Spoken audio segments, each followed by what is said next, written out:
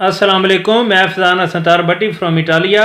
अल्लाह के नाम से शुरू जिसने कलम को लिखने की ताकत बख्शी और लाखों करोड़ों दरूदो पाक नबी पाक सल्लल्लाहु अलैहि वसल्लम की ज़ात अक़दस पर जिनके हम उम्मती हैं। मैंने वादे के 4 मैनी बताए थे उर्दू लुगत के हिसाब से, फिर उसकी मैंने तफसील बताई। जो वादा था उसका सबसे पहला मैना था कुल्ल इकरार के, दूसरा था फ़र्द की अदायगी का वक़्त, तीसरा था मिलने या मुलाकात करने का इकरार, चौथा था मौत का वक़्त या मरने का दिन। इसके अंदर ये जो मुआहदा हुकूमत वक़्त ने तरीके लब्बैक से किया, इसके अंदर ना तो कुल्ल इकरार की पासदारी की गई, ना फ़र्द की अदायगी वक़्त पर की गई जो मुआहदा किया था, और मुलाकात अच्छे तरीके से करने की बजाय रस्सा रोकर की गई, और वादे का और वो मुआहदा को मौत देने के बजाय इंसानों को मौत की घाट उतारा गया। वादे की तारीफ सुनिएगा।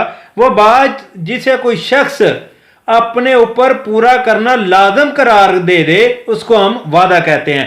वादा कुरान और हदीस की रोशनी में देखिएगा, नबी पाक सल्लल्लाहु अलैहि वसल्लम का फरमान है, उस शख्स का कुछ दीन नहीं जो वादा पूरा नहीं करता। कुरान करीम की बनी इसराइल की सूरत का मफ़हूम के अंदर एक आयत का तर्जमा है, और अहद पूरा करो, बेशक अहद के बारे में सवाल किया जाएगा।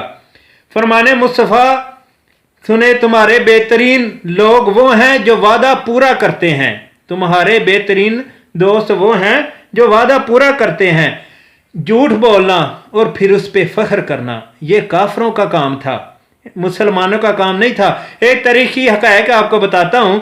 हिटलर कहता था कि झूठ इतना बोलो कि उसमें से सच मालूम होने लग जाए, इतना झूठ बोलो कि वो सच मालूम होना शुरू हो जाए। जब दूसरे जंगी अजीम के अंदर उसने वफूद रवाना किया तो हदायत की थी कि झूठ के अंदर सच की आमेज़श कर दी जाए, तो फिर इसके अंदर बात के अंदर निखार पैदा हो जाता है। ये हिटलर कहता था, और यही अमल आज हमारे माशरे का हिस्सा बन गया, हिटलर की बात। और ये ज़्यादा खसूसियात सियासतदानों के अंदर है। अंदाज़ा करें, हमने हिटलर की बात मान ली मगर अपने नबी का फरमान नहीं माना। नबी पाक का फरमान है, जो हम मुसलमानों को धोखा दे वो हम में से नहीं। ये मेरे आका का फरमान है। आज हमने अपने आका का फरमान छोड़कर हमने हिटलर की बात पर अमल किया, और सच को भी इस तरह किया कि वो जनाबे वाला सच या झूठ को इस तरह बयान किया कि वो सच लगने लग जाए। ऐसा नहीं है। बात यह है कि जब वादा किया था आप लोगों ने, अब देखें जो रिपोर्टें आ रही हैं, शुहदा और जख्मियों की तादाद देखकर डॉक्टर भी रो पड़े। उसके बाद एक मौलाना पर इतनी लाठी चार्ज किया गया कि उसको जो है ना शहीद कर दिया गया। और इसके बाद सिराजुल हक का बयान आ गया, तरीके लब्बैक की हमायत का ऐलान कर दिया। उसने कहा यतीम खाने के अंदर जो है ना यतीम खाने के एरिया में इस तरह हुआ जिस तरह जो है ना लाल मस्जिद की तारीख दोहराई गई। फिर डॉक्टर जो है ना जलाली साहब ने कहा कि अगर आप तशद्दुद करेंगे तो हम भी इसके साथ मिल जाएंगे। ये हुकूमत वक़्त को ये काम नहीं करना चाहिए। और ये कैसी रियासत मदीना है, देखें कि गलियों के अंदर पानी के अंदर तेज़ाब मिलाकर फेंका गया, रियासत मदीना के अंदर की बात करने वालों ने मारा।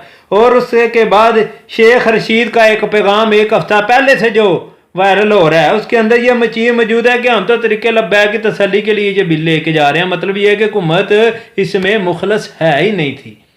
मैं ये नहीं कहता कि जो वायलेशन कर रहे हैं वो ठीक कर रहे हैं, नहीं। चाहे वो तरीके लब्बैक वाले हैं, चाहे तरीके इंसाफ वाले, चाहे शेख रशीद साहब, चाहे मैं, चाहे वो कोई आप हैं, चाहे वो किसी भी मसलक से तल्लक रखता है या किसी भी तंजीम का या कोई भी पार्टी का कारकुन है, मुल्क का कभी भी नुकसान नहीं करना चाहिए। जिस तरह दोनों ये देखे, बात ये है कि जब वादा किया है उसको पूरा करें। बात कहाँ से शुरू हुई? असल में मसला तब पैदा हुआ जब जो है ना तरीके इंसाफ वालों ने तरीके लब्बैक वालों से मुआहदा तोड़ दिया। उस वक़्त मुकर्रर तारीख आने से पहले वादा तोड़ा, उस वक़्त ये मसला पैदा हुआ। अगर आप ये वादा पूरा नहीं थे कर सकते तो वादा करना ही नहीं था चाहिए। उनको समझाते कि जनाब ये मसला है, फिर वो नज़ाकतें उनको बताई जाती। जब वो मुआहदा किया गया था, जब मुआहदे का वादा किया गया था, मगर आप लोगों ने ऐसा नहीं किया। ये आप जो लोग कहते हैं आपको 22 साल हो गए हैं तरीके इंसाफ के चेयरमैन इमरान खान साहब को, और ये दूसरे जितने भी लोग हैं इतनी देर से ये लोग काम कर रहे हैं। शेर रशीद साहब कहते हैं मुझे میں نے یہ کر دیا. میں چیمپئن شیخ رشید صاحب سے پوچھنا چاہتا ہوں, مجھے کم سے کم یہ بتائیں, جب آپ معاہدہ کے اوپر آپ کے دستخط کیے اس وقت آپ کو معلوم نہیں تھا؟ یہ حقیقت ہے کہ یہ ہمارے ملک کے لیے بہت بڑا مسئلہ بن سکتا ہے. سفیر کو بڑی سوچ سمجھ کے یہ فیصلہ کرنا پڑنا ہے. مگر بات یہ معاہدہ کرتے وقت یہ باتیں مد نظر رکھنی چاہیے تھی. آپ نے یہ چیزیں مد نظر نہیں رکھیں. پھر آپ کہتے ہیں کہ مولویوں کو سیاست کرنا نہیں آتی. مجھے یہ بتائیں, ابھی 4-5 سال کے اندر ان مولویوں نے آپ کو کیسے پھنسایا ہے اس مسئلے میں. اب آپ کا دور ختم ہو جائے گا. جس طرح نون والے پیک ہو گئے تھے, کاف پیک ہو گئی, جو ہے نا مسجد کے اوپر جب لال مسجد کے اوپر آپ نے آپریشن کیا, اسی طرح اب تحریک انصاف کے جانے کا وقت آ گیا ہے. یہ کنفرم بات ہے. بات یہ ہے کہ جنہوں نے یہ معاہدہ کیا نا, یقین کریں ان سے پوچھنا چاہیے, عدالتوں کو کٹہرے میں عدالتوں کے کھڑا کرنا چاہیے. انہوں نے ایسا معاہدہ کیا ہے, یہ کوئی سفیر کو نکالنے کا معاہدہ نہیں کیا, بلکہ انہوں نے مسلمانوں کی, پاکستانی مسلمانوں کی, پاکستانی پولیس کے نوجوانوں کی, تحریک لبیک کے کارکنوں کی, عام پاکستانیوں کی موت کا فیصلے کے اوپر انہوں نے معاہدہ کیا. یقین کریں, نظر تو یہی آ رہا ہے. دیکھیں, چاہے وہ تحریک لبیک کے کارکن ہو یا جو پولیس کے نوجوان ہو, شہید, دونوں ہم پاکستانی ہی ہیں. دونوں اب ہمارا ہی پاکستان کا ہی قصور ہو رہا ہے. چاہے وہ ادھر سے شہید ہو جائے چاہے ادھر سے شہید ہو جائے, دونوں کے اندر پاکستان کا نقصان ہے. اور ہمارا امیج بہت زیادہ خراب ہو رہا ہے اس مسئلے کی وجہ سے. تو لہذا معاہدے کرتے وقت یہ ہماری اب کیا ہے, سب بھول گئے لمحوں میں صداقت اپنی. میں ایک اپنا شعر آپ کی سماعتوں کی نظر کر رہا ہوں, سنیے. سب بھول گئے لمحوں میں صداقت اپنی, ہونٹوں نے بھی کر دی ہے بغاوت اپنی. یہ اپنی یہ جو کہہ رہے ہیں وائلیشن کی ہے, پابندی لگانے کا جو انہوں نے ارادہ کیا, یقین کریں یہ سب لوگ, یہ تحریک انصاف والے, یہ طریقے جو ہے نا پیپل پارٹی, یہ نون والے, یہ جتنی جماعتیں ہیں, فضل الرحمان کی جماعت ہے, سب نے اس طرح کیا ہے جناب. سب نے سڑکوں کے اوپر آ کے یہ اس طرح کے ہنگامے کیے ہیں. لہذا اگر طریق لبیک پہ پابندی لگے گی تو جو ہے نا ہماری عدالتوں کو چاہیے ان سب کو پیک کر دے, ان سب پہ پابندی لگنی چاہیے. بات یہ ہے کہ آخر میں سمرا ریاض کی غزل کے جو اشعار ہیں وہ میں دور حاضر کے اوپر جو اس نے لکھے سمرا ریاض فیصل آباد سے, تو وہ میں آپ کی سماعتوں کی نظر کر رہا ہوں. لگی بھوک کی گات میرے شہر میں, یہ کیسے ہیں حالات میرے شہر میں. دکھائے وہ خوشیوں کے پہلے سپنے ہمیشہ, دکھائے وہ خوشیوں کے سپنے ہمیشہ, سنائے وہ نغمات میرے شہر میں. نہیں کوئی امید اب تو سحر کی, نہیں کوئی امید اب تو سحر کی, ہے چھائی سیاہ رات میرے شہر میں. عجب سا کہیں سے یہ آیا ہے موسم, غموں کی ہے برسات میرے شہر میں. کہاں تک چلوں خار زاروں میں سمرا, کہاں تک چلوں خار زاروں میں سمرا, ہے تنہا میری ذات میرے شہر میں. نہیں کوئی امید اب تو سحر کی, ہے چھائی سیاہ رات میرے شہر میں.